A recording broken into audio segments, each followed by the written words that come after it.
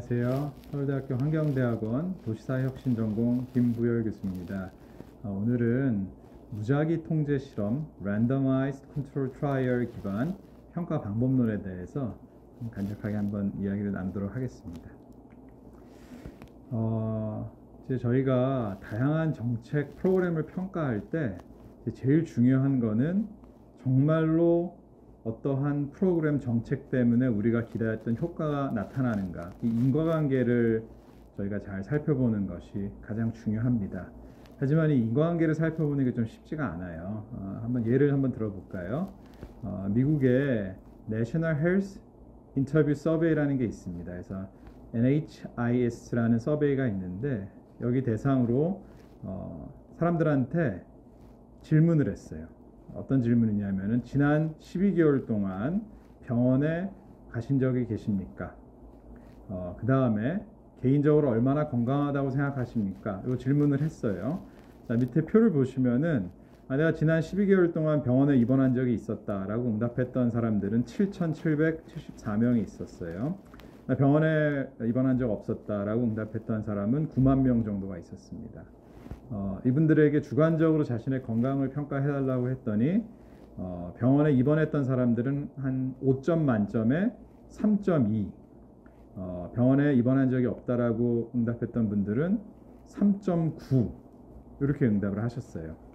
자, 우리가 정확한 인과관계에 대한 이해와 그 훈련이 없으면은 이러한 설문 결과를 통해서 정말 엉뚱한 결론을 도출해낼 수가 있어요. 그래서 우리 병원에서 의료 서비스를 제공하는 게 사람들을 더 건강하게 만드는가, 이런 질문을 연구하고 있는데 이 데이터를 분석해 가지고서 봤더니 병원에 갔더니 사람들이 건강이 3.2로 병원 안 간 사람보다 더 낮아지네.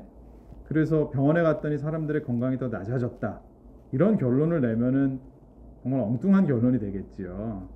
병원에 가서 사람들이 건강이 나빠진 게 아니라 건강이 나빴던 사람들이 병원에 갔던 거지요. 이렇듯이 정확한 인과관계를 설정하는 게 중요한데 그 인과관계에 대한 이해와 정확한 분석 훈련이 없으면 정말 엉뚱한 결론을 우리가 내릴 수 있는 거죠.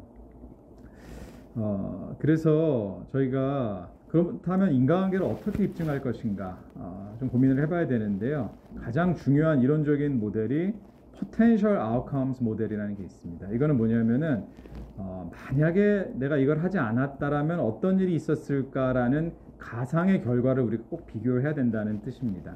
그래서 조금 복잡하긴 하지만 예를 들어서 우리가 병원에 갔다 안 갔다를 변수로 한번 만들어 볼게요. DI라는 변수가 있는데 이 변수가 1이면은 난 병원에 가서 치료를 받은 거고 0이면은 병원에 간 적이 없는 겁니다. 자, 그래서 우리가 정책 분석에서 알고 싶은 거는 이 DI, 병원에 가서 치료를 받았던 이 처치 변수가 나의 아웃컴 변수, 나의 결과 변수, 내 건강에 어떤 영향을 미쳤는지를 살펴보고 싶은 거죠.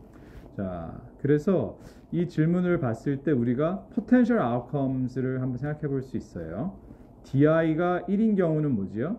이건 내가 병원에 가서 병원 치료를 받은 거죠. 그때의 결과가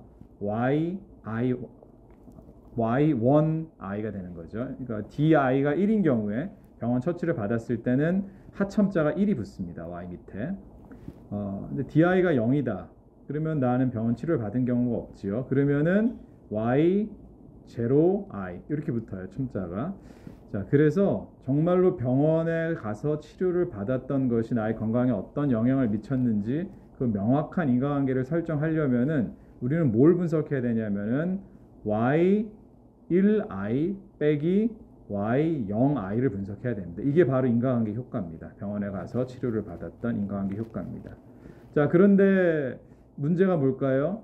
이제 가장 큰 문제는 개인 한 명에 대해서는 이 두 가지 포텐셜 아웃컴을 다 알 수가 없는 거예요. 내가 병원에 가서 치료를 받았다면은 그래서 나왔던 내 건강 결과와 또 알아야 되는 건 뭐냐면 똑같은 사람이 만약에 병원에 가지 않았다면은 내 건강은 어땠을까? 이거를 빼줘야 되는 거예요. 또 반대로 제가 병원에 간 적이 없어요. 그러면은 내가 병원에 가지 않았기 때문에 실제로 나에게 나타났던 건강 결과 변수는 Y0I가 되겠지요. 그런데 중요한 거는 근데 내가 만약에 이때 병원에 가서 치료를 받았으면 어땠을까라고 하는 가상 결과, 포텐셜 아웃컴이랑 빼줘야 되는 거예요. 그래서 문제는 개인 수준에서는 실제 결과와 가상 결과 두 개를 동시에 알 수가 없습니다. 그렇기 때문에 우리가 인과관계를 분석할 때 이러한 문제점을 우리가 정말 인과관계를 추론하는데 근본적인 문제다, 불가능하다, Fundamental Problem of Causal Inference라고 부릅니다. 그래서 개인 수준에서는 우리가 인과관계 입증이 불가능해요. 내가 만약에 환경대학원에 안 왔다면 어땠을까?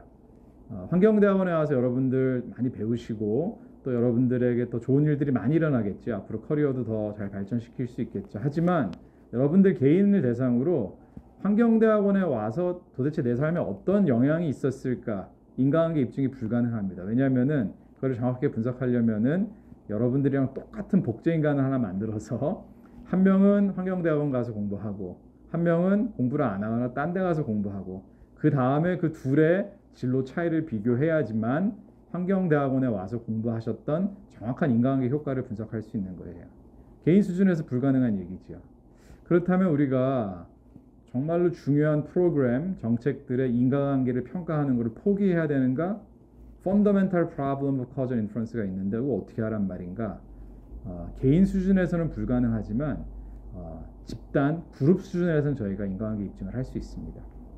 그래서 저희가 이제 인과관계를 분석할 때 집단을 한번 볼게요. 예를 들어서 환경대학원에 와서 공부했던 학생들의 집단, 우리가 처치군이라고 할게요. 대학원에 오지 않았거나 다른 대학원에 가서 공부했던 학생들을 대조군, 컨트롤 그룹이라고 할게요.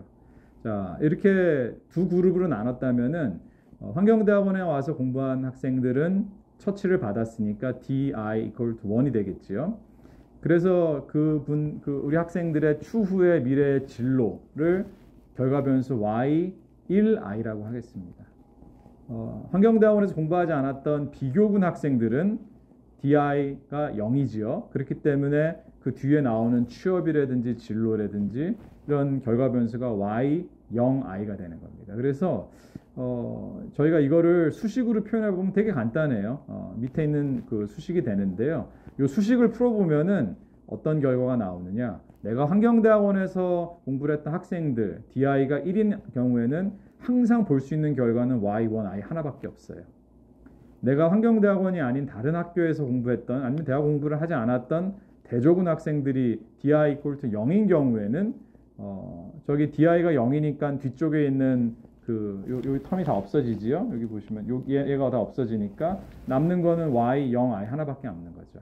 그래서 현실에서는 결국은 환경대학원에서 공부한 학생들은 실제로 나타났던 Y1I 결과 하나만 볼 수 있고 그렇지 않았던 대조군 학생들은 Y0I 하나만 볼 수 있는 겁니다.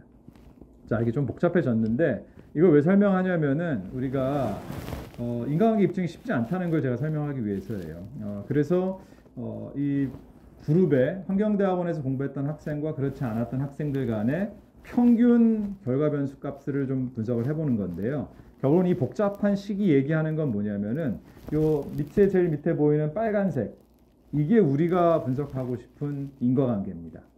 자, 이것도 조금만 뜯어볼게요. DI가 1이에요. 이 말은 뭐냐면은 어떤 정책의 수혜를 받은 거예요. 장학금을 받았다든지 아니면 환경대학원에 와서 공부한 학생들의 집단이라는 거예요. 그러면은 Y는 뭐가 나와야 되죠? Y1I만 나와야 돼요. 근데 인과관계를 분석한다는 건 뭐냐면은 환경대학원에서 공부했었을 때의 결과와 그렇지 않았을 때 Y0I가 있잖아요. 이게 바로 counterfactual, potential outcome입니다. 만약에 내가 환경대학원을 오지 않았다면 그래서 요 두 개를 빼주는 게 엄밀한 인과관계인데 이 식들을 정리해 보면 뒤에 우리가 원치 않는 식들이 생겨요. 요 뒤에 나머지 식이 우리가 원치 않는 선택 편이라는 게 발생합니다. 그래서 모든 엄밀한 실증 분석에서의 저희가 추구하는 바는 이 앞에 빨간색 인과관계만 정확하게 분석을 하고 뒤에 나오는 이 셀렉션 바이어스 선택 편의를 없애는 게 실증 연구에서 핵심이라고 할 수 있겠습니다. 이거 어떻게 없앨까? 이거 없애는 게 쉽지가 않은데요. 가장 좋은 방법이 무작위 배정입니다. Randomized Control Trial. 이 랜덤 어사인먼트를 통해서 누구는 장학금을 받고 누구는 장학금을 받지 못하는 이 처치를 무작위 배정함으로써 앞에 식에 있었던 뒤에 셀렉션 바이어스를 완전히 없앨 수가 있어요. 그렇기 때문에 이 randomized control trial이 인과관계 입증의 가장 강력한 방법론이라 평가받고 있습니다. 그래서 이제 뭐 수식으로 좀 보여주는 건데요. 이 무작위 배정을 하게 되면은 뒤에 셀렉션 바이어스 텀이 없어지고 딱 그 우리가 원하는 인과관계 효과, 그 y1i에서 y0i를 뺀 딱 인과관계 효과만 남는다는 거죠. 그래서 이 무작위 배정이 너무나 중요하고요. 인과관계 입증하는 게 제일 중요한 분야가 어디였을까요? 아마 의학, 보건 이런 쪽이 아닐까요? 왜냐하면 그 약이 그 치료 방법이 정말로 사람을 살리는지에 대한 인과관계 입증이 확실하게 돼야지만 그 인과관계 입증 안 되는 약을 줬다가 사람 죽으면 어떡해요? 그래서 의료 보건 분야에서는 연구를 할 때 가장 높은 수준의 인과관계를 도출할 수 있는 이 무작위 통제 실험 방법, randomized control trial을 가장 신뢰하는 연구 방법론으로 봅니다. 최근에 의료 보건 분야뿐만 아니라 사회과학 분야에도 이 randomized control trial이 도입이 되면서 우리가 좀 정책을 엄밀하게 평가해보자 이런 트렌드가 크게 확산이 되고 있습니다.